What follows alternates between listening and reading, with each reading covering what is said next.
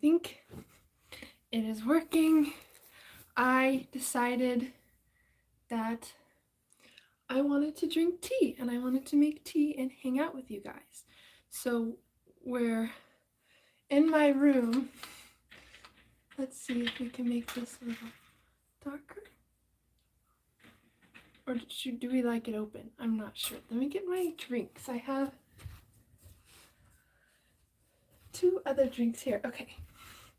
Hello, everyone. Let's see if I can bring you closer to the ground. Okay. Hopefully that works. Hello, everyone. Yes, I am a woman of many drinks. I have, oh wow, this is actually ridiculous. So I have a hot tea, I have an iced tea, and then I have 2 different types of sparkling waters, just in case. This one is a triple berry one, and this one is a mango grapefruit one. So yeah, that is what is up. I wanted, that's just kind of how I am all the time. I love tea, and I thought that I would make some tea and we could hang out in here and talk about things. So I hope that you guys are doing well. I have a lot of random stuff going on in here. I just got a meditation pillow thing. Pretty cool. And it's sitting right in front of my vision board. So this is kind of where I sit in the morning. I know you can't really see my vision board. Let me see. Oh yes, I have some candles going for us, and then I have a little vision board there. Sorry about all the jiggling of the camera, but I wanted to do my live in a different area, and it's really getting the perfect time of year where we're gonna start going outside together. Fall is my favorite, absolute favorite time of year, and I just love the lighting of fall. You know how it's kind of like that golden hue on everything. It's not super bright and loud, kind of like summer is, if that makes sense. It's just more calm and quiet and peaceful, and so I definitely wanted to do some videos out there sometime soon. What's your favorite season, Eric? Fall is for sure mine, and spring. If it could just alternate between fall and spring, that'd be really, really cool. A couple other things I'm doing. I'm learning Norwegian, which I thought is pretty cool. I've never learned another language before, and like really dedicated and committed to it, but I have been learning Norwegian for the past week or so. Ooh, summer. I do like where do you live, by the way? That would help me a lot, because summer in Utah, I live in the desert pretty much, so it's too hot a lot of the time. We're also known as the beehive state because we have a lot of bees here. And you can get, oh, okay, yeah, you're right, it's not, yeah. The only thing I think that sucks about here more than there, and let me know, is there just like crazy hornets in Texas or something that I don't know about? But the thing with Utah is definitely the bees. As soon as it is, oh, hello 𝘿𝙍𝙍𝙍𝙍, how's it going? Yeah, I love fall. In the summer, there's tons of bees everywhere, and I have very long hair, and so I'll just be walking and like a bee will just like smack me in the face or get stuck in my hair, which can be a problem. I think that's a bit of a problem. And so it's very just chaotic here. It doesn't feel like, oh, it's nice and summery and fun. I'm gonna go lay out in the grass and watch the clouds. Oh, okay. Yeah, you can't really do that here. It's chaotic. You gotta keep moving out here. Oh, what do you say would be the biggest problem? Is like as far as summer goes. Mosquitoes, yeah, that's definitely kind of an issue here too, but I don't really get bit a whole lot. Sometimes, but yeah, I'd say the biggest issue, and I don't know if I told you guys about this, but this year we've been having a bit of an issue with our balcony door. Bees have been getting inside of the house by, I guess, as soon as you open the door or something, there must be a little like hole or something where they can crawl in and get inside. Yeah, so there's just been just bees just getting into our house through the door, and I'll just be like sitting on the floor drawing or something, and then there will be like just a bee crawling or just flying around, and I'm like, oh my god. And I'm not the person, if you guys can tell, I'm not the person to kill anything. So I would, you know, I'd stress a little bit until I got the guy outside. I think said there were, oh, in someone's shower. Oh my god, yeah, Australia. I don't. Yeah, that sounds that sounds about right. We called the guy. I know you guys don't know who the guy is. The maintenance person. Oh yeah. At one time I got stung on my eyelid when I was little. We called the maintenance guy and we were like, "There's bees getting into the house," and he's like, "Oh, yeah, me too. You know, they're actually coming through my vents and light fixtures." So this poor man is dealing with bees coming through his vents and like inside of his light fixtures, and you can see them all. So that's a little bit chaotic and crazy. So I'm glad that it's fall, just because it's more calm outside. Like I said, in Utah, it feels pretty loud and chaotic outside. There's so much action. You know, there's just so much going on. And so fall feels so nice. Oh, thank you for joining, by the way, the Vegan Skeptic. Salvador, how's it going? Ghost Wolf, Eric, so good to see you guys. And if you're watching and you haven't said hello, let me know that you're here so I can say hello to you. Do you guys want to see my new plants? I got a new plant. Okay. Let me go get my plant. I haven't named him yet. Maybe we could name him together. Look, he's doing pretty well. There's only like one stem that's kind of having a difficult time, but I haven't named him yet. Hello, Alstar. How's it going? This is my favorite. Oh, that sounds like a great tea. Do you make that tea on your own? Do you make that tea, or do you buy that? Vegan Skeptic. Mugwort, Blue Lotus, Dream Herb, Alma powder, chaga powder, turmeric, ginger, and lemon. Ooh, that's magical. I love that. So this is my lucky bamboo. We need to come up with a name. Does anybody have a name of what you think would be cool? Yeah, I don't know how tall they get. I'm actually propagating one too. I pulled out a stem right here that was dead, but there was a little guy on the top of it that was still alive, and so I propagated him in water. So we're just seeing what happens with that. But I'm sure he'll be fine. I'm sure he'll be okay. And then this is my peace lily. Oh yeah, this one, I love this one. This one I got actually around this time last year. I saved this one for my grandma's funeral service, actually. Everyone was going to throw the plants away, and I was like, I volunteer as tribute for Plant Mom. So everyone gave me their plants. So this one flowered last year and had like really beautiful white Yeah. Oh, Bam Bam. I love that you said that because when I went to Washington, I met a cat friend at the park. He was just walking around hanging out by himself, and his name was Bang Bang. And so I was like, so Bam Bam is actually very cute.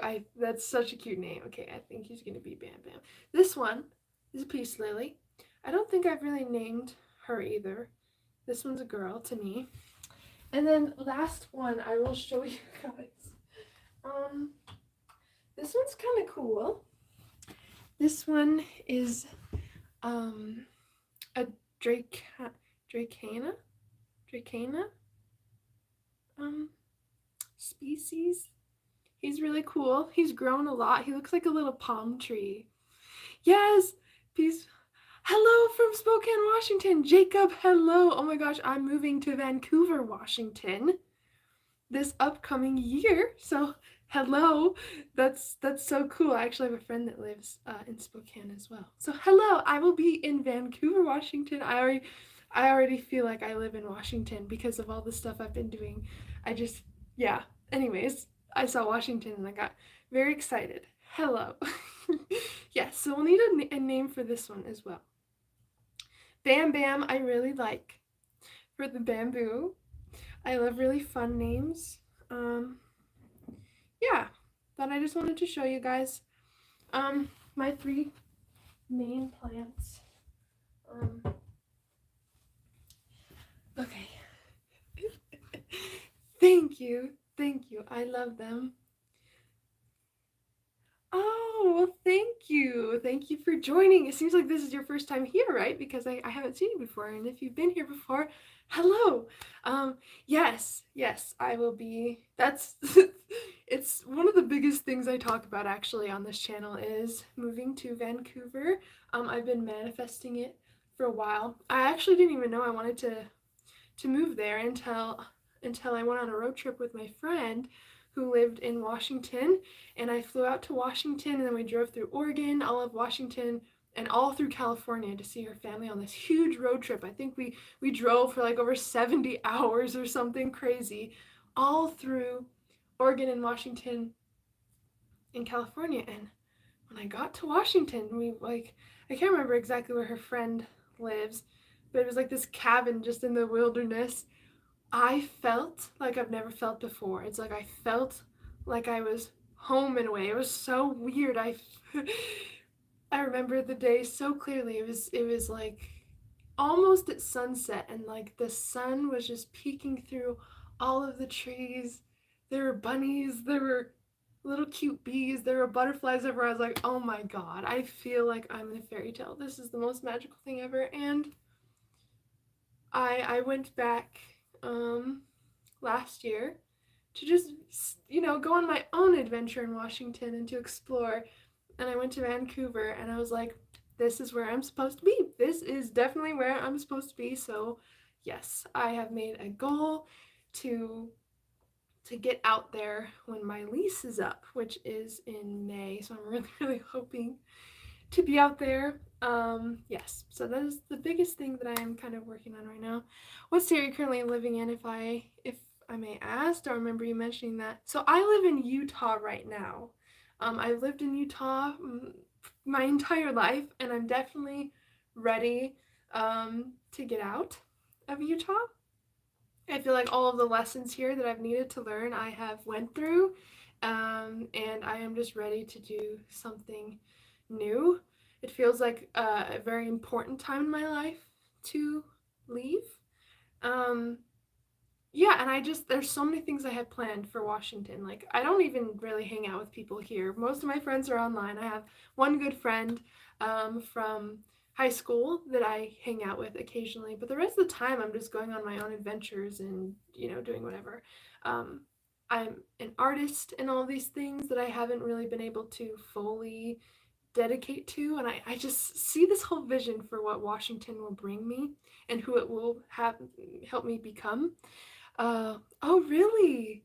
Wow. What's the thing you love most about Washington? I would love to hear about that. But every time I go to Washington, I don't know, it just feels like I'm supposed to be there. I can't explain it. I've never had that feeling before. I just know I'm supposed to be there. And I dream about Washington all the time. It's just a whole thing. I have this like romance with Washington, okay? And there's just something very magical about it, and I feel like the person that I'm going to become when I actually can be in that space is really going to serve me and everything that I'm doing. So, especially my artsy side. They have a very artsy culture out there. Um, and here it's very a conservative place.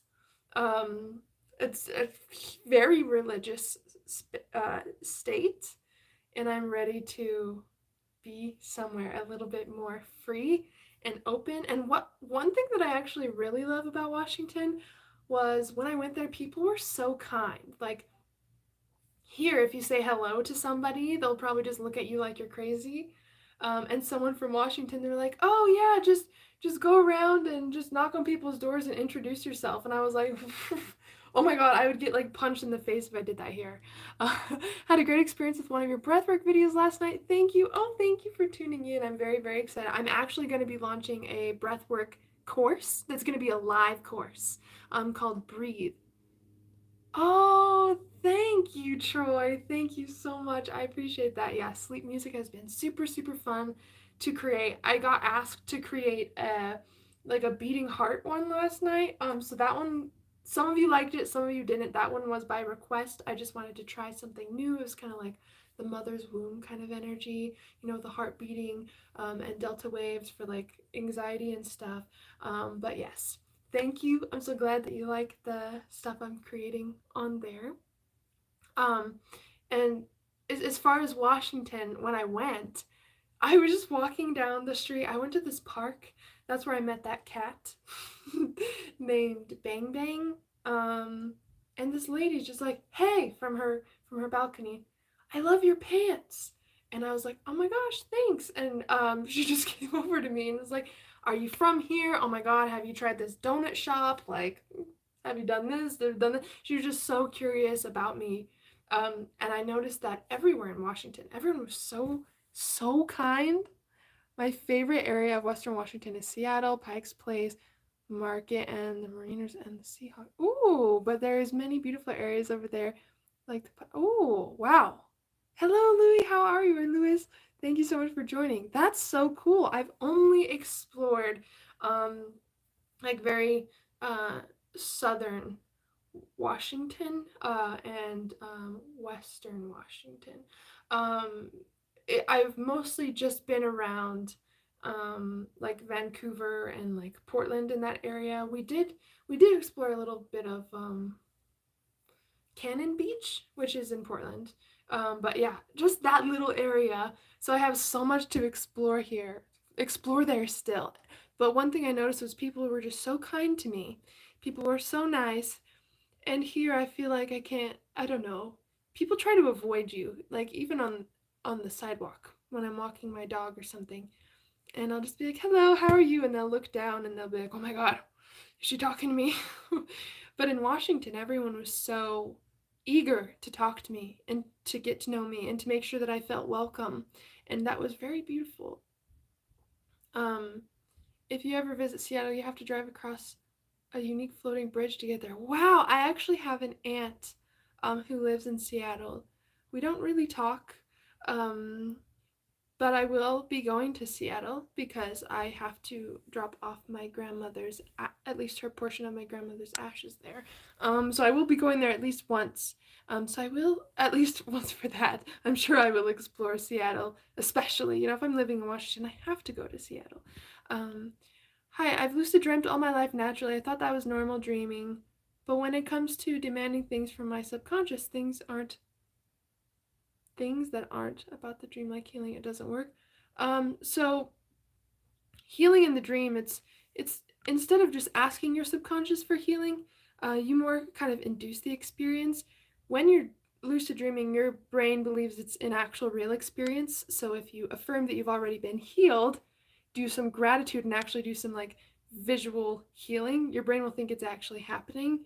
And I do have an experience on my healing. I think it's just called like my lucid dreaming healing story or something. But I go into that a little bit more. Sorry, I want to be able to Hello. I'm trying to work my phone on this thing. Oh, I thought you meant DC. Forgot there was also. Oh yeah. Yep. Vancouver, Washington. No, that's so cool. No, Troy, I love that. There's so many places I have to explore.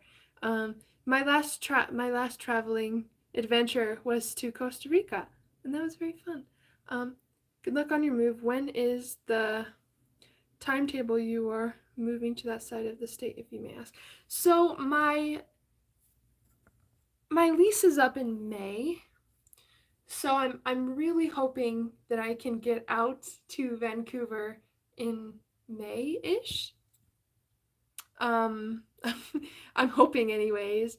But if something happens where I'm able to go out sooner, I'm just gonna break my lease and go. So pretty much as soon as I find the place that I'm meant to be in, then I will be going. I'm also, yes, international dreamers, everyone's coming together. But yeah, as soon as I can. I'm honestly just trying to save as much money as I can. I have to pay a ridiculous amount of taxes this year. Um, I have to pay like $6,000 in taxes, which I've never experienced that before. So I'm like, okay, let me get that out of the way. And then I'm going to try to save as much as I can for the next like 6 months or something. So it doesn't give me a lot of time, so I'm not sure. But I'm hoping that I can move this May. I'm just working really hard on courses and on my YouTube channels and stuff, and really just trying to get us out there. And I say us because I'm taking all of you with me, obviously. And I've talked about all the crazy stuff we're going to be able to do out there, including a get-together, including a in-person meetup or a retreat in some way. Interesting. Thank you so much. Your healing video did inspire me to try and do more in lucid dreams instead of just messing around. Thanks again. Of course, everyone needs a little bit of messing around, okay, in dreams. We need to be playful with our dreams, but also we don't want to waste time. So that's one thing I've really tried to find the balance with is doing incredible work in the lucid dream, but also still allowing myself to have fun and play. But yes, Washington, hopefully around May. And if you guys can help me manifest that, I would love that. Hi Charles, how's it going? So good to see you. Oh my gosh, we have a lot of new faces today. If this is anyone's first time here, hello. My name is Haylee, and I am a lucid dreaming and astral projection coach. Hello Dion, how's it going? And I help people induce altered states of consciousness like lucid dreaming and astral projection for life transformation and healing. I'm trying to practice lucid dreaming soon. Also, maybe I'll get there with your videos. Oh, cool. Yes, Jacob, definitely let me know if I can help. I have classes on this. I have all the videos on my channel for that, and I also do like one-on-one mentorships and all of that. I actually just launched an astral travel 1-year course, which starts in December, so I'm very excited. Do I have precognitive dreams? I do. And I've had a lot about Washington as well, since we're kind of talking about that. Do you have other social media handles? Eric, if you're in here, can you post my link tree, please? I would appreciate that. Yes, I do have other handles. I am on Instagram. We have a Telegram dream chat for the community, and then I also have a Facebook group called Haylee Lynn's Lucid Dream Team, where we're all in there as well. So there's lots of ways to connect to the community. Oh, a reminder to join the Patreon Facebook group for extra videos and streams. Oh yes, so I also do have a Patreon where even just subscribing for $5 a month, you get access to our Patreon Facebook group. There's exclusive live streams, exclusive videos, lots of different perks and stuff that aren't available to the community. And you should be able to find all of that on my link tree. I'll have to check if my Patreon is on my link tree. Eric, do you know if my Patreon's on my link tree? If not, I'm gonna have to add that. It should be on there, but yeah, my link tree should have pretty much all my links. on there. Of course, there's some that won't be on there, like some of my courses and stuff, but I'm very easy to get in touch with. So if you guys have questions of, how we can work together, or if you have any questions or anything you're looking for, definitely let me know. It is, okay, I was like, I hope I didn't miss that. That's very silly. Thank you, Eric. I love you. Thank you for being here and helping me. The chat is also very different on the phone. It just disappears, so I have to try to like hold it and look through it. Okay. Oh, my Superliminal stream. We'll definitely do more game streams. I thought that was very fun. So don't worry. We'll definitely do more. But I would definitely check out Superliminal. I definitely want to play Alice Madness Returns as well, except that game makes me angry sometimes. But maybe that'd make good content. Maybe you guys would like to see that. Do you believe in quantum jumping or reality shifting through lucid dreams? Do you have any experiences with that side of things? Yes, actually. I talk about reality shifting a lot on my channel. With reality shifting, hello, the Agni Element, how are you? So good to see you. I wish I could keep the chat up. I literally have to hold it. Reality shifting, it really comes down to shifting reality in our consciousness. So for example, if I wanted to shift my reality to be living in Washington, I would want to do all the things now that I would be doing in Washington. What would I be wearing? What time would I get up in the morning? What thoughts would I be having? What feelings I would be having? I'd probably go to bed being grateful that I'm finally in Washington and actually feel the distance from me in Utah, right? You basically do that in the now. And that's what shifts reality, because the person that you are in this reality is connected to your current circumstances. So you basically want to tap into the new personality, new thoughts, feelings, and actions that are attached to that new reality that you want to attract. So you can do that in waking state, of course, or you can practice this in lucid dreams and pretty much just act out if the reality that you'd like to have. And our personality creates the personal reality that we have. And our personality is how we think, how we act, and how we feel. So we pretty much just want to shift those things to how we would think, act, and feel if we already had what we wanted. And we surrender all disbelief and we truly tap into that reality in consciousness. So you can do that through lucid dreaming or just waking practices as well. Yeah, I was wondering if you may have a precog dreams about Washington right now. Yes, I actually had a dream last night that I went to Norway, which makes sense because I'm learning Norwegian. And so I've been immersing myself in the culture and the language. Yeah, and I went on a big adventure by myself in Norway last night, and I saw the midnight sun, and I saw the northern lights, and that whirlpool thing, I don't remember where it is, but it's in Norway. There's like one of the biggest whirlpools in the world, like natural whirlpools. And I was in there, not on a boat, I was swimming very fast. It was like I was sprinting, but through swimming speed. Does that make sense? I don't know what happens in my dreams. Oh, Troy, no worries. Thanks so much for hanging out. It's kind of just chaotic. I just wanted to hang out with you guys. I didn't have any plans for this live, as you can tell.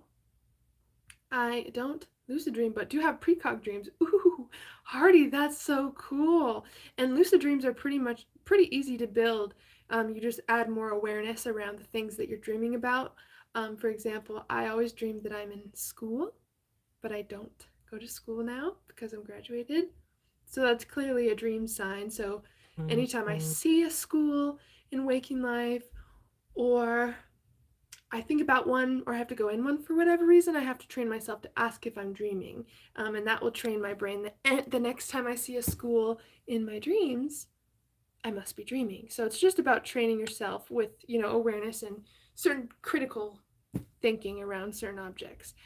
Ooh, whoa, just letting, yeah, Eric. Yep, that's exactly right. Yep, that's exactly right. Yeah, school dreams. Let me actually look through my journal. I have so many drinks. You guys are right. Eric, I do have a lot of drinks. It's fine. It's okay. We'll put them. Have I shown you guys my slippers that I got from Costa Rica? I have been trying to astral project, but I end up doing it in a dream instead. Yep, I've definitely had those dreams Or like, okay, I'm going to astral project now, and you're in a dream, and it's like you're dreaming of actually having the experience, but you didn't actually have it. Yes.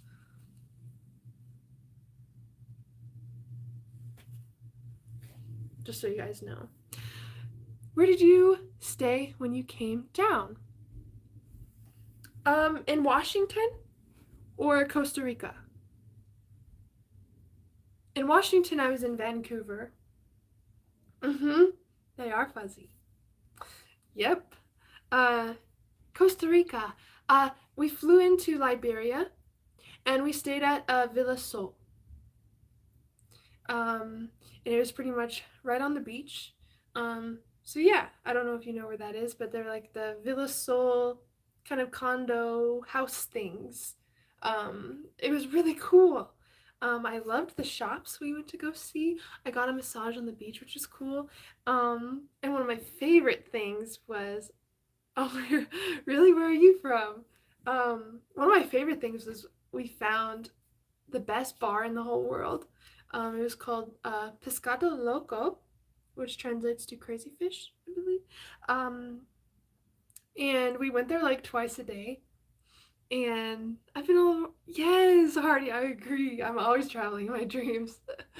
And we were just like having a drink, and I just hear all this chaos above me, and I look up, and there's a whole family of monkeys just like swinging around having a great time. My heart almost came out of my body. I was so excited. I was so excited. I never saw a monkey before in real life. It felt like a dream. So yes, Costa Rica was very fun. I went to Mexico too, a few years ago. But Costa Rica was definitely my favorite. We went, sorry, I'm trying to remember. Plus, I've went to Costa Rica so many times in my dreams. So I'm trying, this is the life of a dreamer. I'm trying to decipher, like, what was a dream, what's not. I went river rafting, which was terrifying. I like water a lot. I just don't feel confident in it. Really? Oh my god. It was so crazy. Yeah, we were just sitting at the bar, and just right above me, they're all swinging. I was like, oh my god. Yeah, we spent this whole day doing tons of stuff. We went rafting on like crazy rapids.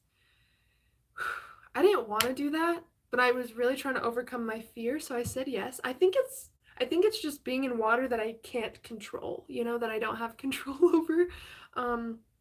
Like being just dropped in the middle of the ocean would be scary. The raft was so scary because it's like mini waterfalls, and they're like, okay, you can bash your head on a rock, you can crush your arms and your legs, so just try to keep, it's like lots of rules of like, you got to do this and this, and if you're in trouble, do this and this. And it was so scary, but I was like, I got to push myself, I got to do it, I'm not going to say no. So I did it.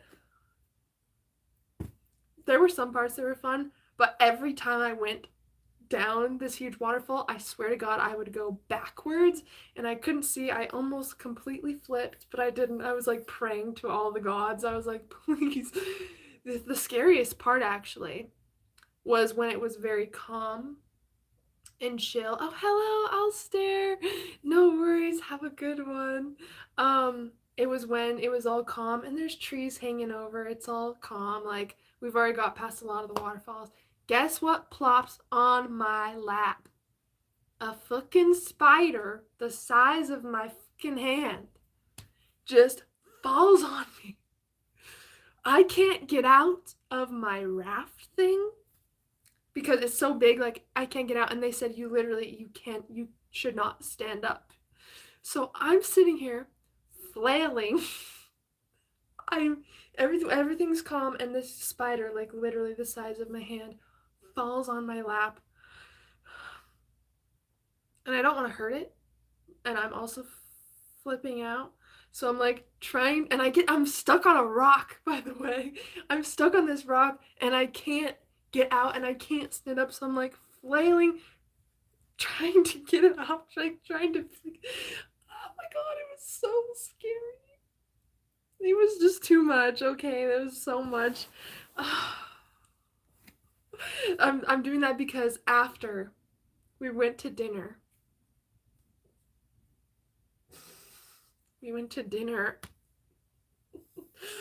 and I still had my swimsuit on underneath. There was a fucking leg stuck on my swimsuit. I didn't want to hurt it, okay? It was already traumatic. And then after God, it was so scary. And you know, I love spiders. Like, I had a tarantula when I was little. And it was sad because I loved him so much and I held him so much that I think I killed him because of how much I held him. My grandma was the baddest grandma in the world, you know, she was awesome. She it was like a zoo at her house because she's like, "Oh, you want a frog? You want a tarantula? You want a rabbit? You want a dog?" I was like, "Yes, yes, yes, yes."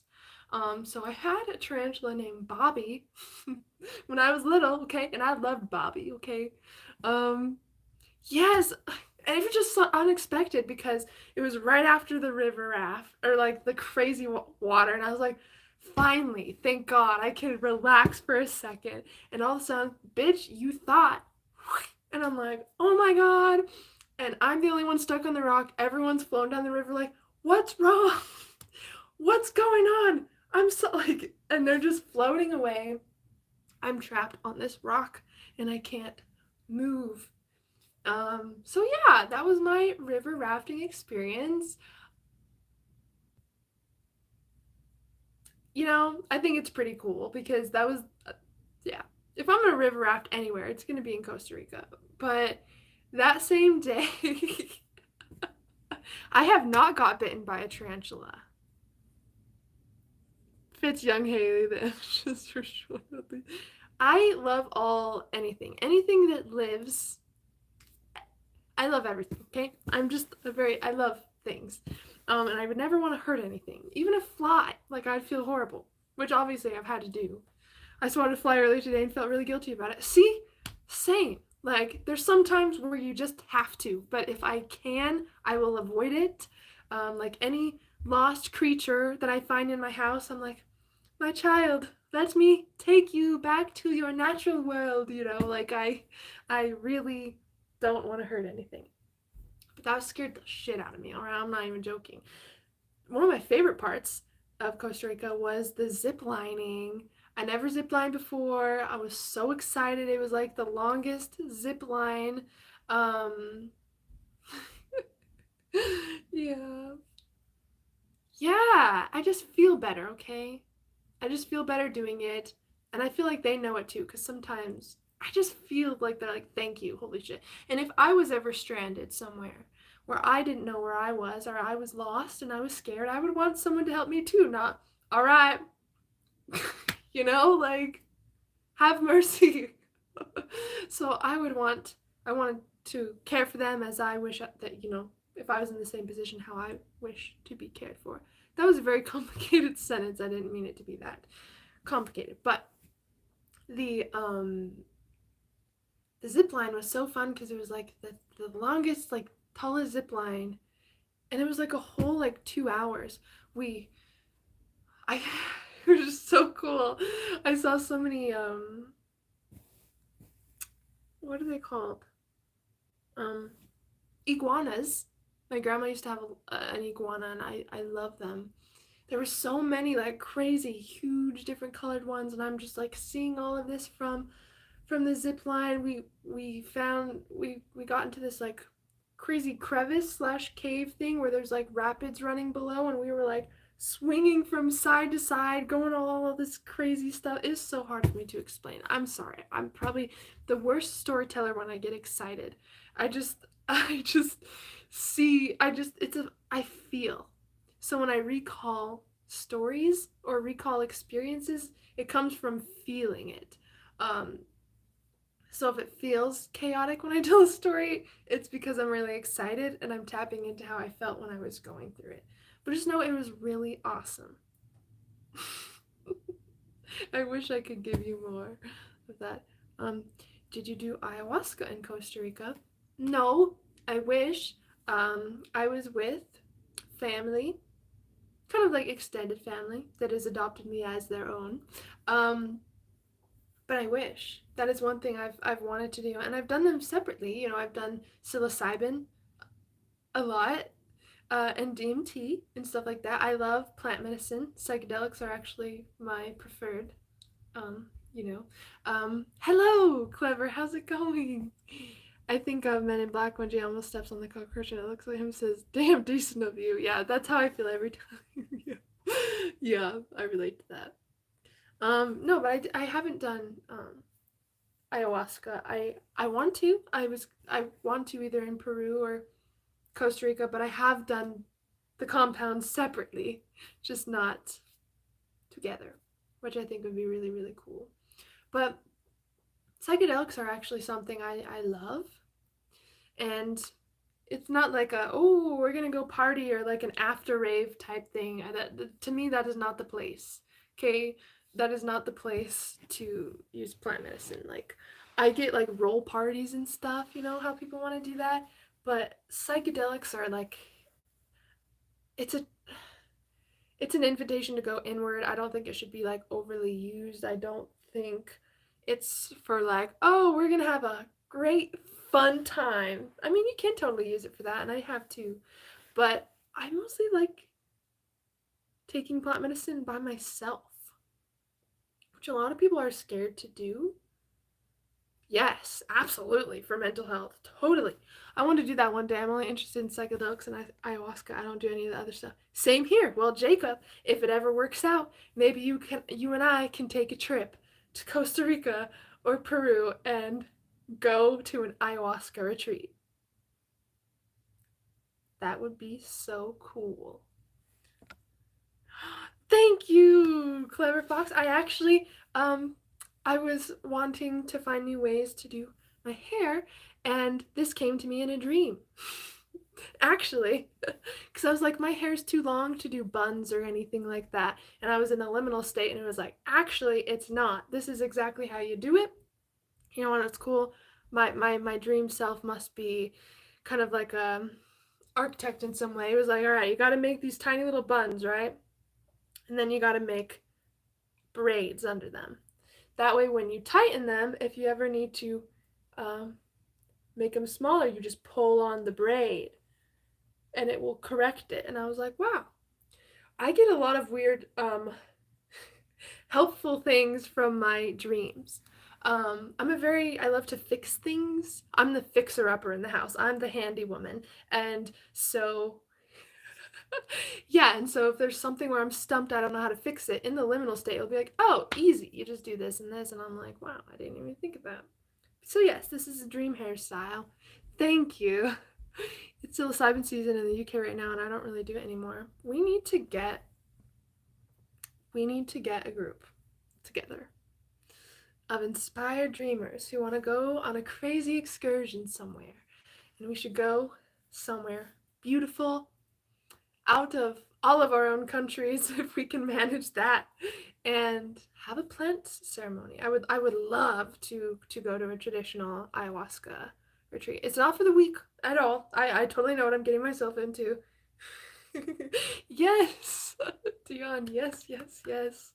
I have been dreaming of Costa Rica. I would love to go back, like now. If you told me, girl, pack your bags, get on that plane, I got a place for you, I will go right now.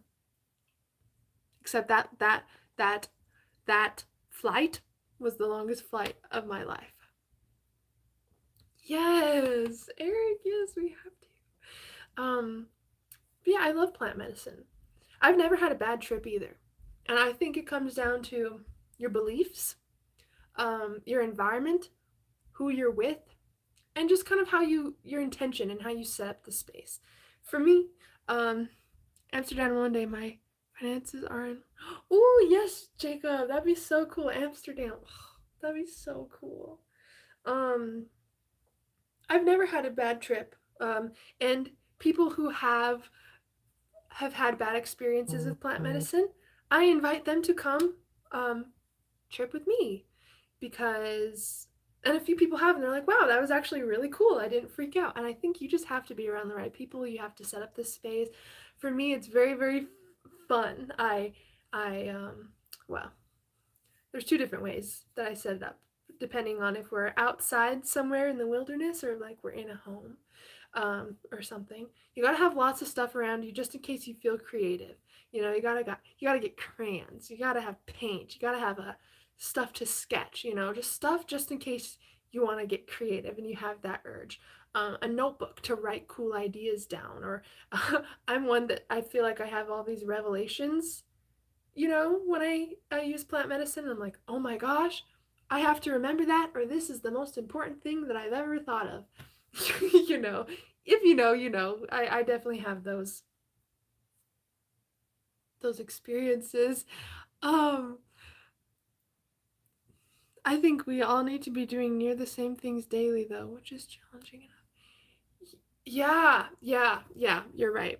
Definitely kind of on the same wavelength. And even when you go to like an ayahuasca ceremony, for example, it's like a ton of preparation. So to be on the same wavelength with each other, I personally feel like shared dreaming is possible. Oh, it totally is. It totally is. And I wouldn't say that, Eric, that you need to necessarily be doing the same things every day. You just want to be on the same, you really want to be able to feel out the energy of the person. So you really want it to be someone that you're either close to or you become close to. Because with shared out-of-body experiences and shared dreams, a lot of it is intuitively feeling when they're around you and intuitively feeling like you know where you're being guided. Hello, Marek, how are you? So we just all got to get closer. We all got to have some Zoom parties, okay, and some tea parties, and really get to know each other. Get to know each other's quirks and desires and just weirdness. And I think that it would be easier that way because I've had shared dreams, not in the way that you'd expect, but I have had shared out-of-body experiences how you would expect. And because it's an energetic place, you know. Yes, Eric. Duh. You posted the video of you trying African Dream Root, and it was so fun to watch. You were a champ, dude. I'm so glad I didn't show you when I was taking. You just drank it. You're like, yeah, this is good. It was a whole other experience on my end, dude. It was a whole other experience. My dog was scared. It was intense. It was strong. It was gross. Maybe I'll try again. Very intense dream herb. If you guys haven't tried African Dream Root, you've got to blend up the red twig things. You got to blend it in like a coffee maker. You got to put it in some water. You got to shake it up, and then you're just supposed to eat the foam off the top. Eric, you a champ, because oh my god, that was not easy. It was like, what did it taste like? Very woodsy and like dirt, but I don't mind earthy taste. There was something else that was just causing my reflex to be like, no, no, no, no, no. I'll have to try it again. Have you heard of the astral planes? Is that like a book or something, or are you referring to just like the actual astral planes? Wet river wood and burnt chocolate. Yeah, I do think we talked about that. Yeah, that's exactly. With a little bit of like, you know, something that you're not totally prepared for. Oh, yeah, if it's a band, I have no idea. I wonder if I turn these lights on. That is too bright. Is this too bright? Kinda. Is this bright? I can't even see. It's like nice when it goes down, but then it's a little too bright when it goes up. Should we just have them off? Off or on? See how they go like very dim, like that. I like the way it looks there. Anyway, I haven't tried my tea yet. This one's One Touch of Nature Makes the Whole World Kin by William Shakespeare. I know. I wish I could change the colors of these ones, but I can't.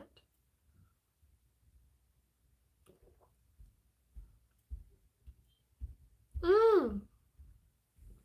Tastes like has like a licorice lemon balm kind of feel after. Does that make sense? I regularly ingest nutmeg though, so I have probably a tolerance for strange tastes. What does that do? Like, why do you do that? So this one's called Throat Coat. It's actually one of my favorite ones. I didn't want to make like a tea today. I just wanted to get one of my favorite ones. And it's has like elderberry in it. Has like eucalyptus in it. Echinacea, licorice root, lemon balm. It's like a whole. Oh, cool. Yeah, I used to take MDMA a lot. I was a hardcore raver. Hardcore raver. At first, you guys maybe wouldn't believe, maybe you would. I was first like a crazy hardcore metalhead. And I would go to all these crazy, crazy shows. Like Suicide Silence, I saw their last show with Mitch Lucker before he passed away. And I was in the front row. And he high-fived me so hard, it dislocated my wrist, and I thought it was the sickest thing ever, so I kept it like that for a year, because I was like, bro, you wouldn't even believe it. And then I went to my first rave after a while, because I, like, love, uh, what is the show called? I feel so old. Warped Tour, bro. Fuck. I haven't went to Warped Tour in so long, but that would be the thing that I would love, and I would go, like, all, like, Whitechapel, like Suicide Silence, and then of course all like my punk music and Of Mice and Men and all of that, and it was my favorite. But then I can't remember why, but I went to my first rave. And I was like, oh, and I think my first rave I saw Deadmau5, Wolfgang, Dylan Francis. Cool first show. So I definitely know what you mean by MDMA, because that was like my thing of choice. But I don't like the way it makes me feel now.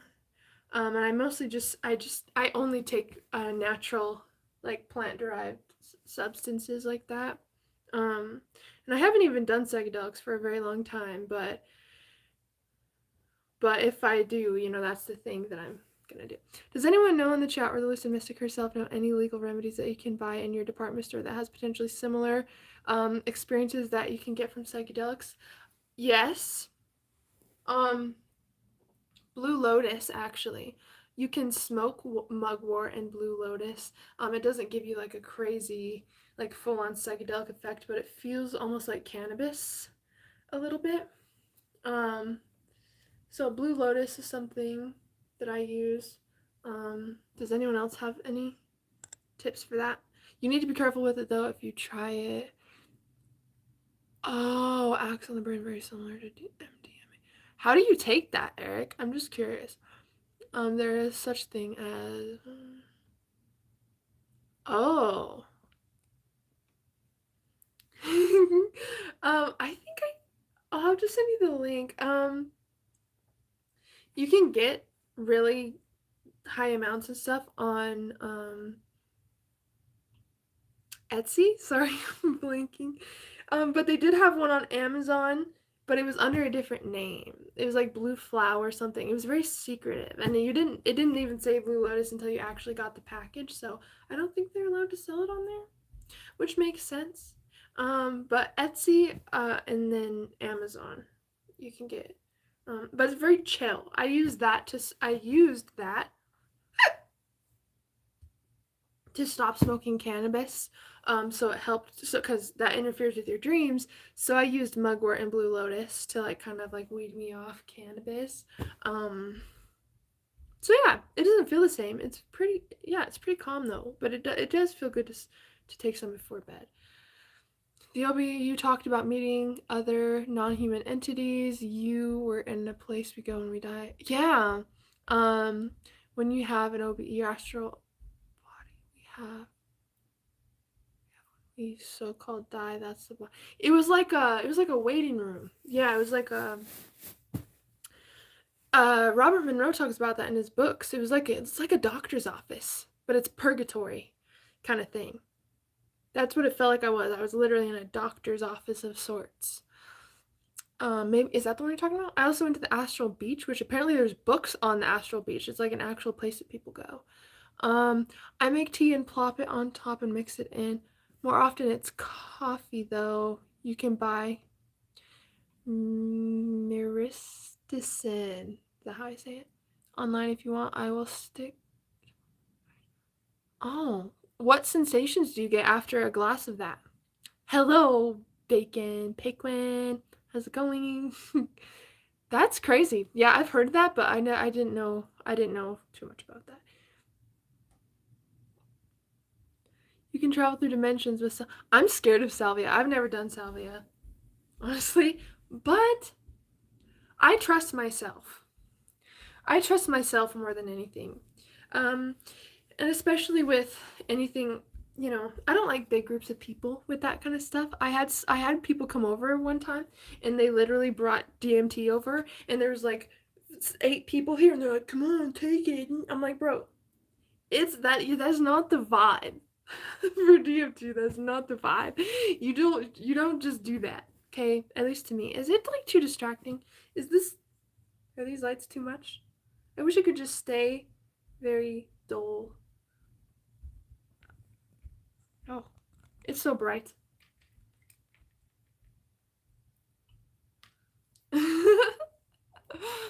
But I was like, bro, it's not the place to like, okay, there's 18 of us, we gonna take DMT. It's not like that. For me, it's no. It's a self-exploration. It's more of a surrender, show me what I need to see kind of thing. Yeah, cannabis kills dream recall. Gives you good night's sleep though, for a little bit until you start not using it. And then it really messes up your sleep. If you're having a hard time sleeping, I would use valerian root. That is, you're in the right class, Bacon Penguin. How are you? You're always in the right class. Hello. Today we're talking about a plethora of things. I just wanted to see how dark it's getting. Because the moon should be out soon, and that's my favorite part. Me and the moon have very deep conversations. Warming sensations, very strong body high, increased sensitivity, vibrations, sleeping. You're making me want to try, but I'm scared. It's really much easier within your system. Sometimes it's close to dissociative. Oh. I'm a little scared to try that. It would have to be under your supervision. I'd have to at least call you or be like, okay, this is the setup, this is what I'm doing, is it correct? But I'm a very lightweight to a lot of things, which is very positive actually. Because it takes less time, you save money, whatever it's for, but yeah, the only things that, like, I've stopped completely smoking cannabis. I actually used to smoke cigarettes a while ago, like a while ago.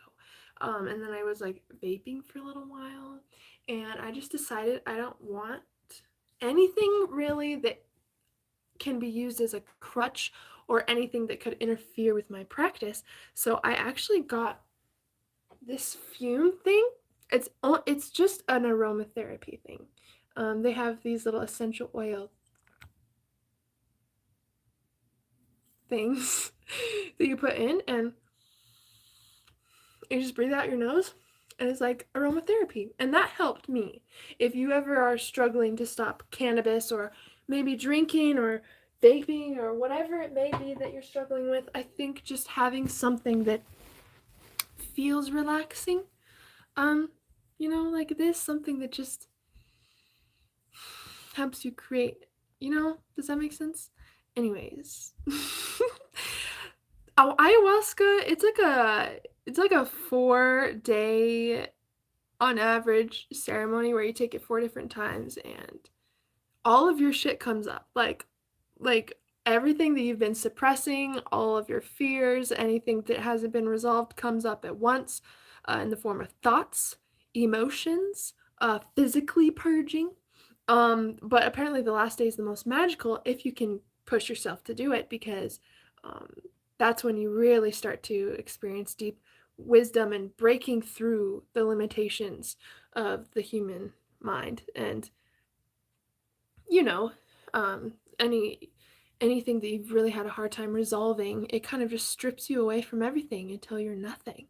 And you have to find yourself in the nothingness, where we're so attached to our human self, our human mind, experiences that have happened to us, all of these different things, because we think that's what makes us who we are. But it doesn't. And ayahuasca strips us of all of that so we can find ourselves in the nothingness and realize that that's where everything is. And so it kind of strips the illusions away. And most of the fears that come from ayahuasca is fear of the unknown. And I would say that's the best thing we can do for ourselves, is jump into the unknown. Same with like astral projection. People are scared of astral traveling because they don't know what to expect. And I think trusting yourself and trusting the process is the point. And fear is really like a barrier. Once you break through, you realize there's nothing on the other side. There's no one gonna pop out and scare you. It's freeing to reach the other side of the veil of fear, if that makes sense. So I think ayahuasca is the same way, but of course you wouldn't want to do anything that you don't feel 100% ready for. Green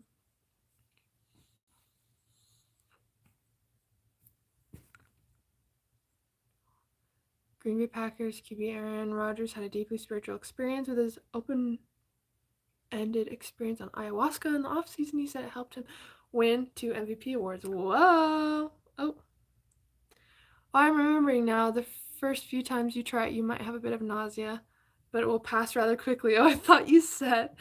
Oh, I'm remembering now. The first few times you'll try it, you might have a bit of nausea, but then you'll pass out. And I'm like, oh, okay, well, at least there's that. There are a lot of compounds that can cause that, though. Oh, that's so cool. That's what I thought. He's like, it's okay. You won't feel the nausea for long. You'll pass out for a while and wake up and it'll be fine. I'm like, oh. Mr. I love that you brought that up, because that's some of the work from my favorite book in the entire world, The Untethered Soul. Who is that voice that's talking, Like when you're getting ready for bed. Oh my God, I forgot to call Jeremy. He's going to be so pissed off. Oh my God, let me just call him now. No, why would I call him now? It's 2 a.m. And it's just that voice that just continues to go and go and go. And you're not even controlling it. You're the one that is aware that it's happening. But that voice runs your entire life. It tells you when to be happy. It tells you when to be sad. It tells you when you should be upset at somebody. It's the one that's always trying to reason and rationalize. And as soon as you solve a problem, it finds another one just as quickly. And the key is to realize that you are not the voice. You are the one who sees. You are the one who witnesses, And the more you become aware of this voice, and the more you actually listen to what it's saying, you realize that it's not saying much at all, actually.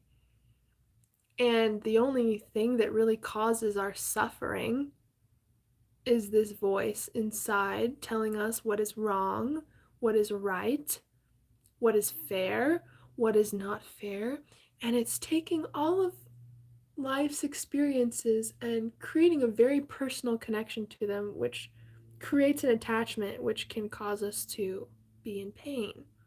For example, if someone acts a certain way, but you believe that it's because of you, or you find a way to tie a meaning to it that's not necessarily its meaning, it causes unnecessary suffering.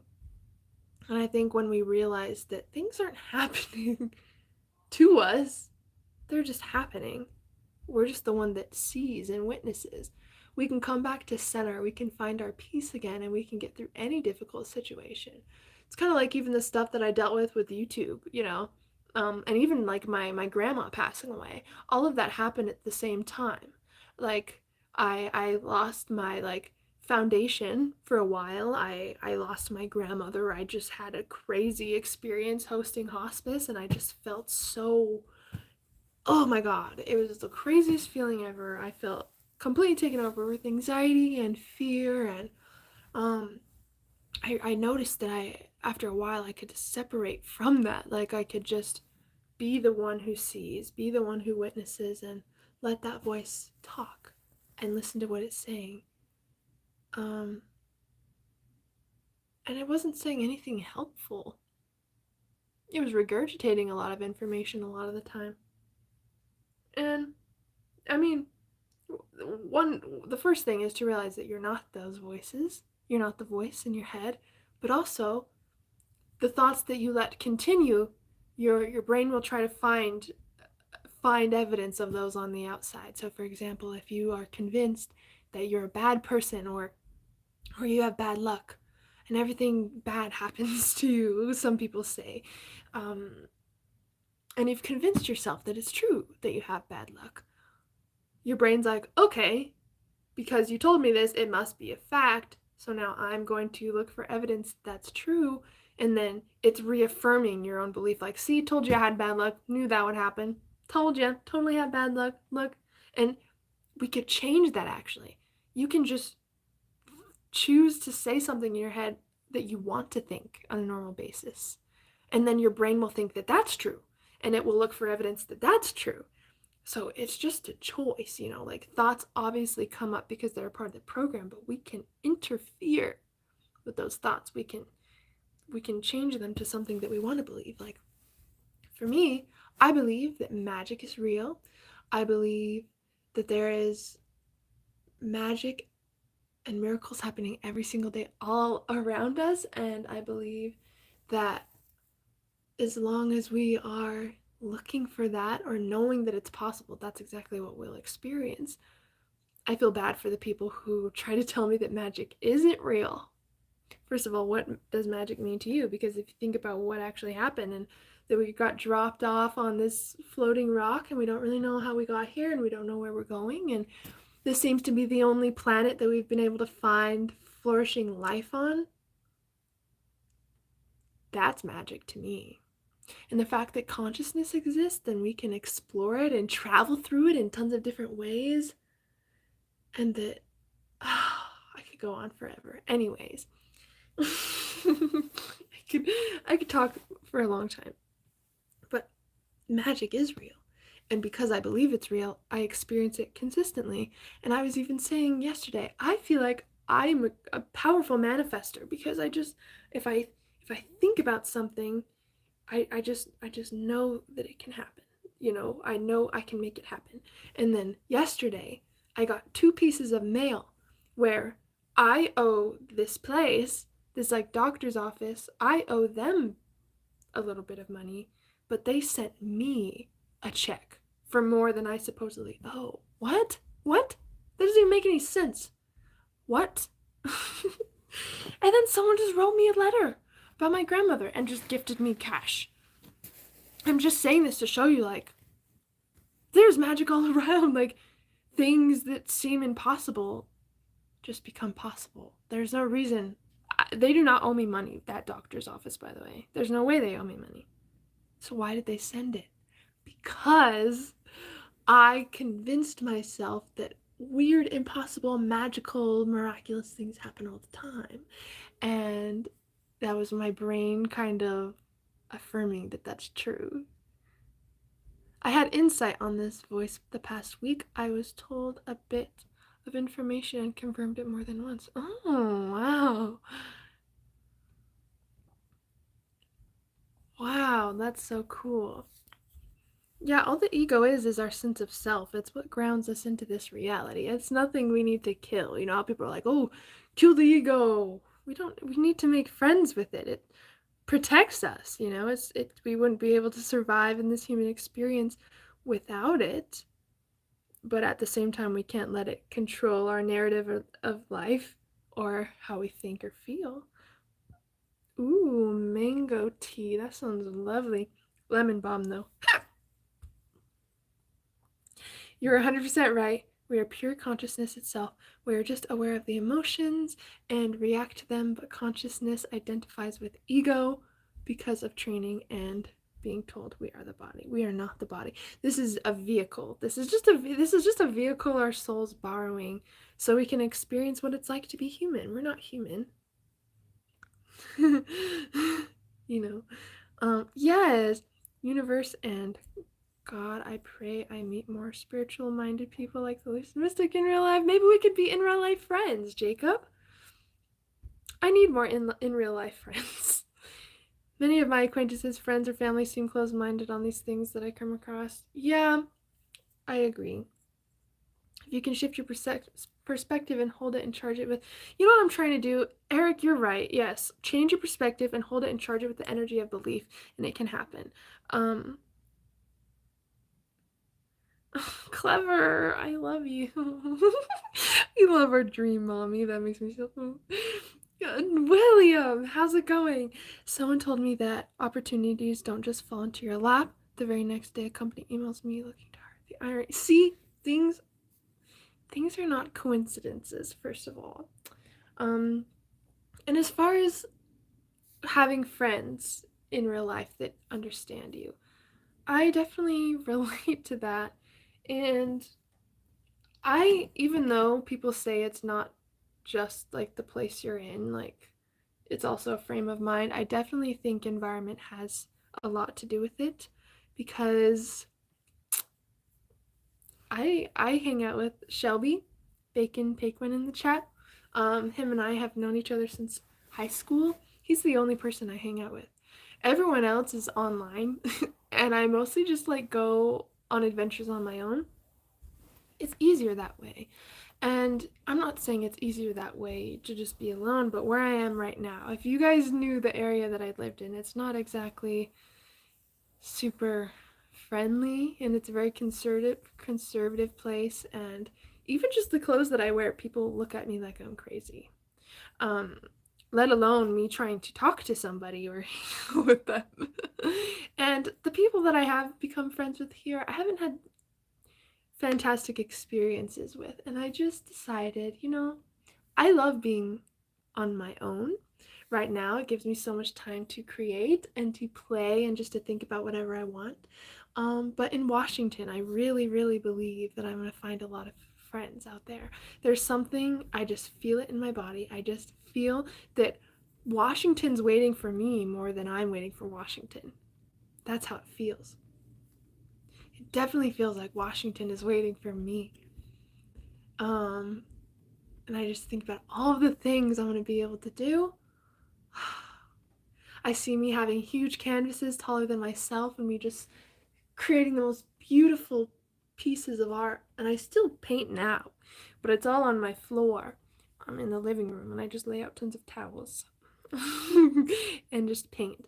But I imagine just being so free and open and having so much space and taking you guys on incredible adventures, like to the beach and to the forest. We'll be climbing up trees and reading our favorite books, writing poetry in the middle of nowhere. We'll actually be able to see the stars. I can't see the stars here. It's frustrates me. People say you can't count the stars. I did last night or the other day. There was 20 stars out. That's all I could see. And Washington, it's kind of like a bowl of mountains, and all the pollution kind of sits in the in the little bowl of mountains. So I can't see the stars a lot of the time. And that makes me more sad than anything in the whole world, because my birthday is August 12th. And every year on my birthday, there's the Perseid meteor shower. So every single year on my birthday, it's like space throws me a party. And I get to watch the meteor shower every single year for my birthday. And I've done that pretty much my whole life. But since I've been up here, I can't see the stars really. And it makes me very sad. Because that's my favorite thing to do is just like cloud watch and just like watch the sky, and then at night just watch the stars. And I really want to get a telescope.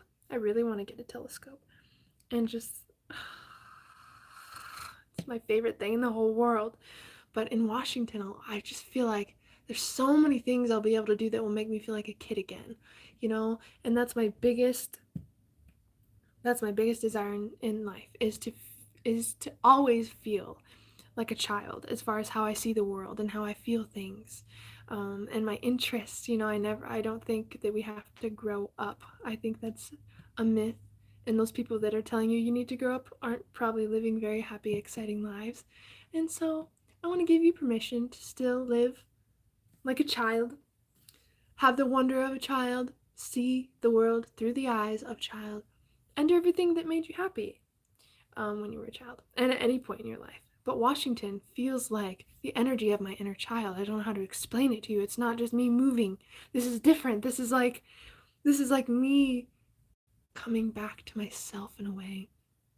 And I had dreams of this beautiful place that I never have been to before. And once I went to Washington, I realized that's where I was dreaming. My soul wanted to be there. And have you guys heard of what's called astrocartography?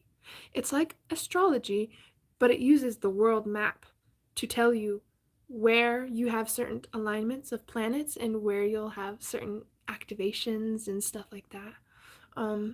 Utah is completely barren now on my astrocartography chart. The only thing that I have here is Mars, and it says that induces anger or frustration or family conflicts. And that's exactly what I experience here. Washington, guess what? My fucking Venus line is running through Washington, which is my finance and love line. And Venus is of the home. Venus is the mother energy. It is having a stable foundation, a stable home, a place to live that opens your heart and just kind of balances things out. That line is running through Washington. And I wanted to test this out because I also have this weird obsession with Egypt, which I don't know why. I could write a whole book on the weird synchronicities of my desires with Egypt, but I also looked and I have a line running through there as well. So I believe it is real. And I believe that I am meant to go to Washington, and I believe this came through the ether into my consciousness because it's going to bring me closer to my purpose, the work that I'm meant to do, the people that I'm meant to help, and it will allow all of us to actually become closer, because we've talked about my retreat that I want to do in Washington, and the meetups and just the content I'll be able to create and the art and the music. I really want to do something with my music. I love singing. I'm trying to learn instruments right now, but I've been singing my entire life. I sing more than I talk, but I feel trapped because I don't play instruments, and I don't really know other people who play piano or acoustic that would want to team up on some projects. And I just feel trapped with these big desires that are bursting out of me. And I feel like Washington will allow me to connect with a new community of artists, of musicians, of inspired, crazy, out there people. And I feel like I'll be able to create a lot of cool stuff there. Anyways, enough about me. That would be cool. I'm open-minded on meeting new people on these things. I meet a few here and there, but not as many as I'd like. I agree. Everyone is very closed-minded. They can't go that far out in the ocean being open-minded. Very, very true. That's your issue, Bacon Penguin. You think that everything's expensive, but really, when I ask you to go watch the stars with me, I literally just mean let's go lay in the grass somewhere and just watch the stars. That costs $0. Okay. Oh, Ghost Wolf, yeah, I actually have your painting. It's on the way to you. There was a delay on getting all of my gifts out, but your painting is on its way. Eastern Washington has a lot to offer on your travels. Even though I know you're moving to Southwest Washington, I will explore all of it. So thank you. People's cognitive dissonance is unreal. We gorge ourselves as a society on fantastic humans and scenarios daily in media and never think that we could have those same experience. Yeah! Really? Oh, I love that. Happy late birthday, Jacob. I am 26, but you know what's cool is today is both of our unbirthdays. So happy unbirthday to everybody in the chat.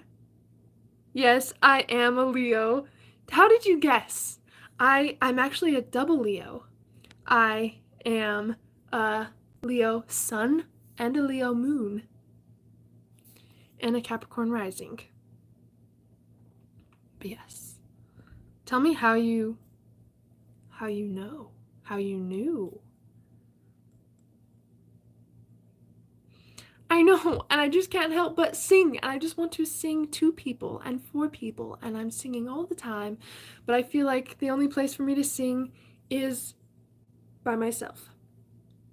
And also on YouTube, if I even sing another person's song, it's a copyright issue. So it's like, I feel trapped. I need someone to come sing and just hang out and be crazy with me. A very happy birthday to who? To you. A very happy birthday. Blow out the candles, my dear, and make your wish come true. A very, very birthday to you. Petition for Haylee's nickname to be Leo Lynn. Why? Why? Yes, I am a Leo sun, a Leo moon. I have a lot in Leo, actually. I'm very Leo energy. And then Capricorn rising, which rising is really just how other people perceive me. So my soul and how I think in my subconscious is very Leo, which is very playful and chaotic and fiery. But my rising sign is Capricorn, which is how people think I am. So people think I'm like this businesswoman who works hard and never stops. At least that's what people told me. Oh, you need to take a break. I'm like, girl, I've been taking breaks. I've been painting. I've been sleeping. I've been making fun videos. You're a Libra. I love Libras.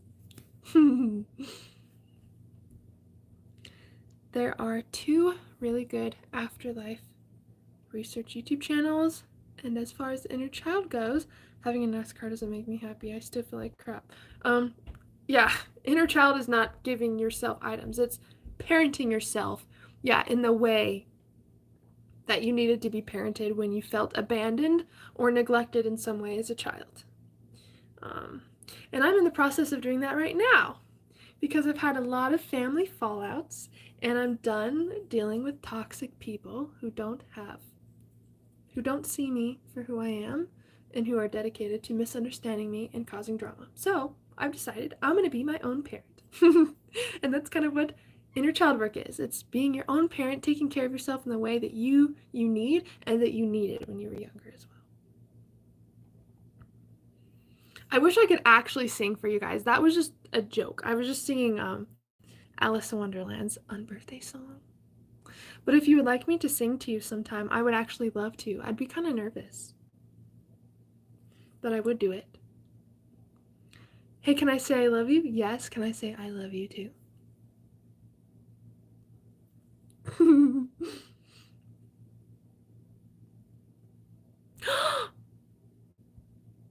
William, your birthday's on Wednesday? Happy birthday! I love you. Happy birthday. I hope you have a beautiful, beautiful birthday. And until then, I hope you have incredible, happy unbirthdays. Oh my goodness. Brilliant gamer. Thank you. You are so right. Love the videos. Keep them coming. Thank you, guys. Thank you, Brilliant Gamer. I really appreciate you. You guys are so sweet. Aquarius, yes. Yes, yes, yes. I love Aquarians as well. One of my closest friends is an Aquarius. He's also a lucid dreamer. He's a magician, a musician, and a poet. He's very cool. And if you see this, hello, Daniel. Libras and Leos historically have been known to have very good friendships, or can understand each other somewhat to a certain degree. Yes! Aquariums. You know, it made me sad actually, going to the aquarium. Brilliant Gamer, what is up? You're a Cancer. I have a lot of Cancer in my chart too. That's so cool. Do you know your, Brilliant Gamer, do you know your moon and your rising sign by chance? Thank you again for the $2, by the way. The cool thing, what's easy to kind of remember is obviously there's 12 archetypes in astrology, and they all have different kind of personalities, and they have like a light and dark side. Pretty much your sun sign is who you are at your core. It's like your soul, and that's who you are. That's who you'll always be. Your moon sign is your internal self, so how you think, your subconscious, things like that. And then your rising sign is, or your ascendant, is how other people perceive you. So I'm sun and moon. I'm a Leo. I'm very playful and crazy and creative and out there, but people perceive me, maybe just at first glance, I'm not sure, but people perceive me as someone who's very structured and business, which I do have a lot of that in me, and it kind of has to battle it out in my business, because I'm like, okay, we need schedules, we need structures, we need this and this and this, but then my Leo's like, but we need some wiggle room to play around and have fun. I play on both. Obviously I started with PlayStation because I think PlayStation came out first before Xbox. So like when I was really little, obviously, huge PlayStation kid, Nintendo 64, all that good stuff. And then I started switching between Xbox and PlayStation. So when my PlayStation would break or my Xbox would break, I would just get the other one and just keep going up. Right now I have an Xbox One and I have my PC. I'm trying to use my PC a lot more for gaming because I have a crazy gaming PC actually that I don't really use a lot for games. I got it mostly just for my business. It has 64 gigs of RAM on it. That's what's crazy. But I want to get even more space on my computer because I create a lot of music, as you guys know. Oh, it's 7:30. Dang it. Okay, I'm sorry. There's not going to be a track tonight. I did export one. I did create one and export, but it takes like 2 hours to go through the check on YouTube. So I'm going to release my music track tomorrow. I'm sorry. I usually release it at 7:30. Oh my gosh, Brilliant Gamer, I didn't even see that. I'll have to, I don't know who's open to it, but I would love to read someone's, obviously I'm not a crazy astrology person. I don't know a lot about astrology, but I do know a few things, which I think would be cool to look into. Thank you, Brilliant Gamer. That's very kind of you. Well, if you guys ever want information on it, I would love to help. How many reality checks a day are recommended and how long? It's day 2 and I want to lucid dream so bad. So, okay. Oh, you do? What games do you play, Jacob? Maybe we'll have to play some games. I need some gaming buddies. So for reality checks, really you want to create a habit of asking yourself if you could be dreaming, because the more that you ask yourself if you could be dreaming, the more likely you are to realize you are dreaming. Can you see me? I wish I could move this. Okay. We're gonna tell some scary stories now. Just kidding. But, I feel like I need to, like, hold this to my face. This is how you do a reality check. Okay. I'm gonna put that down before I light myself on fire. Oh, you're in the same time zone. That's so cool. Yep, 7:30's here. And if anyone's wondering what this is, it's called Fume. It's an aromatherapy thing, and it's so awesome. I recommend getting it. But spooky stories, I would actually love that. Oh my god. We'll have to have a spooky day actually on live stream, because I have a lot of spooky stuff, because not a lot of people know that. Maybe some of you do. I have this huge thing for like paranormal and like just spooky things, and I have a lot of paranormal equipment and spirit boards and ghost boxes and all this cool stuff and dowsing rods and all that. And I actually had a spirit session with my grandma not too long ago. Yes, you do. I've talked to you about it before, but yeah, I have a lot of weird stuff. And people are always like, oh, you're going to attract something evil. But people don't understand that reality is created based on your own individual beliefs. And I think it's fun. And the spirit board was actually a little underwhelming. It's just a board. It's not, you know, anything crazy. Some of you are going to get triggered if like you think Ouija boards are evil, because I do have one. But they're not. They're not evil. It's really misunderstood. And it's just any other form of divination, you know, just like a tarot card or a pendulum or something like that.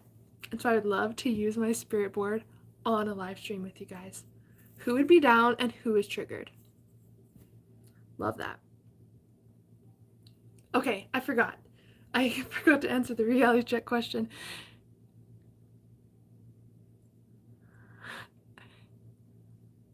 I wanted to play it with you, Eric. No, I haven't downloaded it. Down like a clown with a frown. Hell yeah. I was going to say, there's some of you that are going to be hell yeah, and others that are like, oh my god, you shouldn't touch that, but I promise you, I've been doing weird witchy shit since I was literally in the womb.